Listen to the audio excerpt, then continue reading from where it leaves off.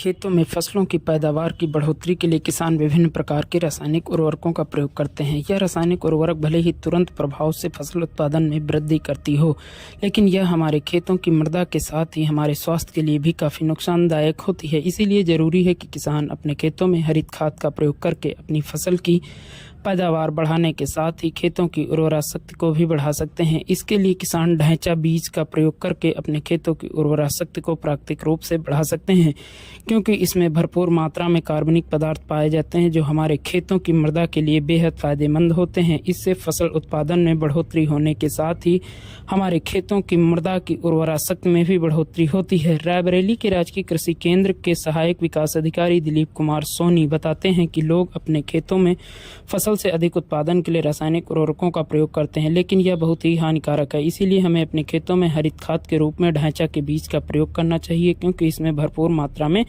कार्बनिक पदार्थ पाए जाते हैं जो हमारे खेतों की मिट्टी के लिए बेहद उपयोगी होते हैं। वह बताते हैं कि ढैंचा बीज की बुआई रबी की फसल की कटाई के बाद अप्रैल के अंतिम व मई के प्रथम सप्ताह तक कर देनी चाहिए, क्योंकि रबी की फसल की कटाई के बाद खेत खाली पड़े रहते हैं। किसान आगामी फसल के लिए मानसून का इंतजार करते हैं, इसीलिए यह ढैंचा की बुआई का सबसे उपयुक्त समय होता है। ढैंचे की फसल में 20 से 25 दिनों के बाद पौधे में गांठें बननी शुरू हो जाती हैं। इस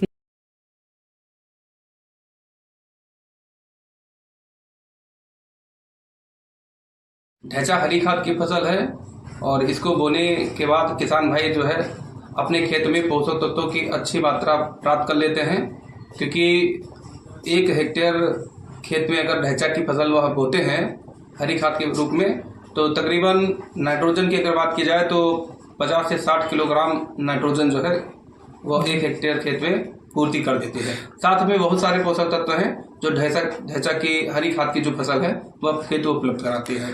सर 1 एकड़ में कितनी बीज लगती है इसकी? 1 एकड़ में तकरीबन 15 किलो के आसपास बीज जो है इसमें। सर इसकी ये कहाँ से उपलब्ध होता है किसानों को? ज़्यादातर जो बीज है वह राजकीय कृषि बीज भंडार से ढैंचा का बीज जो है किसानों को मिल जाता है। यद्यपि अगर वहाँ नहीं है तो मार्केट में बहुत से प्रतिष्ठान हैं जहाँ से बीज प्राप्त कर सकते हैं। सर इसकी बुआई कब की जाती है?